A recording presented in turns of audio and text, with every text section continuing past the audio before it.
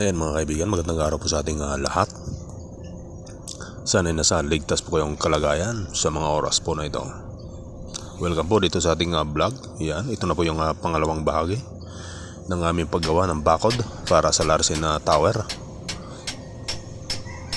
So yan guys, pinipix na po namin yung kanyang mga shoring upang hindi matumba o tumagilid itong ating poste. Kailangan matibay yung kanyang pagkakagawa. At kasabay na rin yan mga kaibigan, ayan, ay yung pagsisigurado dun sa kanyang hulog, kung nakahulog ba itong ating poste. Mahalaga po yan na i-check natin yung kanyang plumbness para iwas sa rectification pagkatapos sa buhusan.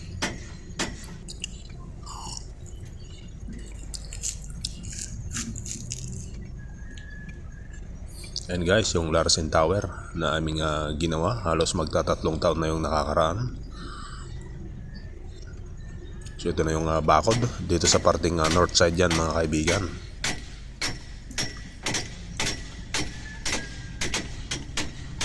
Ayan, kailangan siguruhin na matibay yung kanyang mga tukod para hindi tumabing pag buhusan.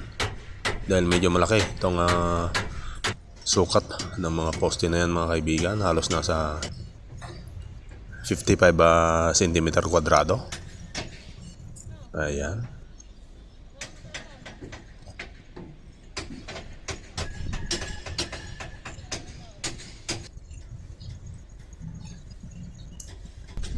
Kailangan guys, pati yung kanyang opening sa taas kailangan ma-check din.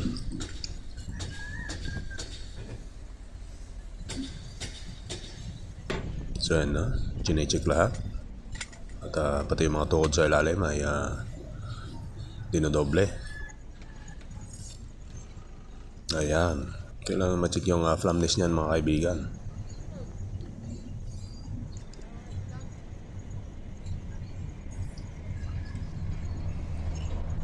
Hindi pare-parehas yung distansya ng mga poste, base yan sa design.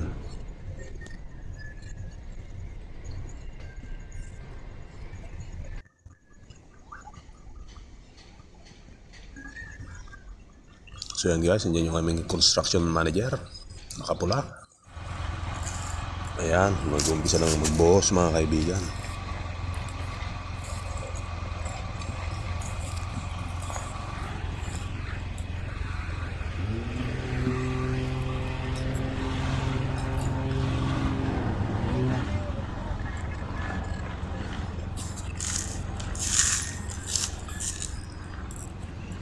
Yung bag sa man. Ay video lang.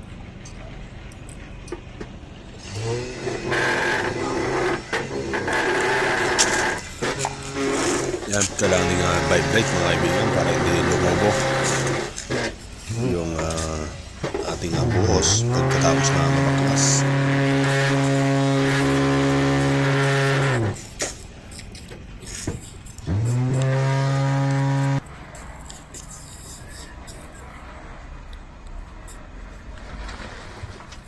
Siyam lang na natin itpas mo. Hindi ka tanong. Kung tulapit sana na. Nay, kalob na nay.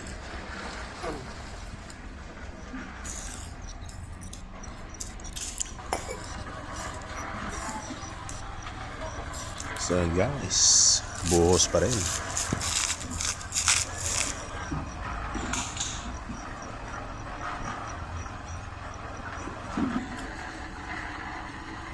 One is to 3 yung ratio ng ating paghahalo dyan sa bagger mixer na yan. Isang semento, 2 buhangin, 3 graba.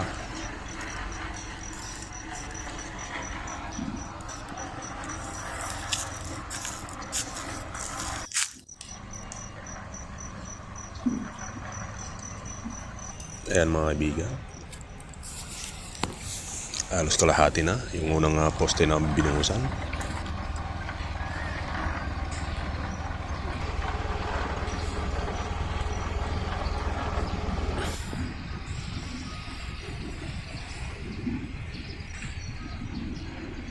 And guys, habang binubuhusan yung Nandito sa kabilang dulo, dito sa dulo naman na bahagi papuntang east side ay patuloy din yung kanilang pagporma. So ayan, tapos na yung 5 poste mga kaibigan na binuhusan.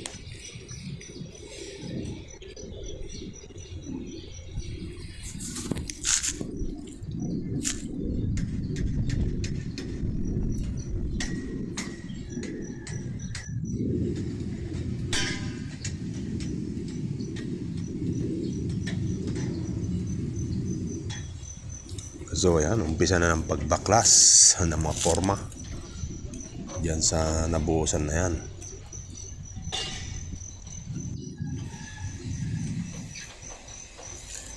Ayan guys, meron siyang mga wing nut. Unang inaalis muna para matanggal yung mga aloma na yan. So matibay, wala namang naging problema sa ating buhos. Yan, matibay kasi yung mga sentron natin. Mayroong Esquira double pipe. Mayroong double pipe. Yan yung pinang-sentron po natin mga kaibigan. Fabricated po yan. Yan, supply po yan, binili. Kasama po yan ng Alform. Yung pinang-ipit dyan sa forma mga kaibigan. Yung kwadradong tubo na yan na dalawa.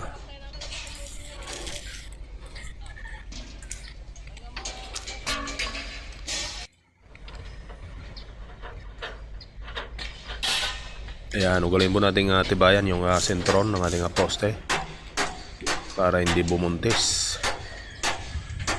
pagkatapos sa buhusan. Kahit kahoy po yung gamit natin pang sentron ay kailangan matibay pa rin at hindi masyadong magkakalayo mga kaibigan.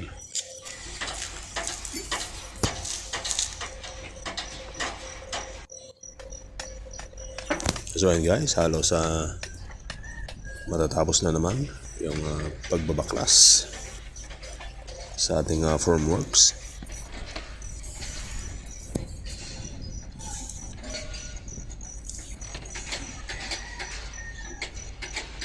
So hindi na pala bago itong mga pinulik mga kaibigan namin ginamit. Ito ay galing doon sa landing ng Alimak na binaklas. Hindi naman na masilan itong poste na ito dahil babalutin pa ng bricks mga kaibigan bilang disenyo para gumanda yung ating bakod.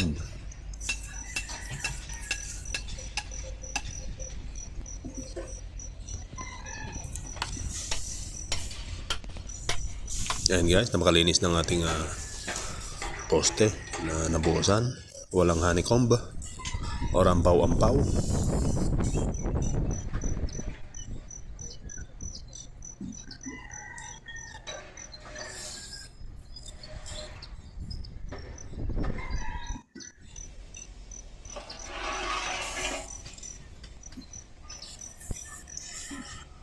Nasa 3.3 meters yung kabuang sukat ng poste na yan mga kaibigan mula sa kanyang puting. Ayan, napakalinis ng kanyang pagkabuhos.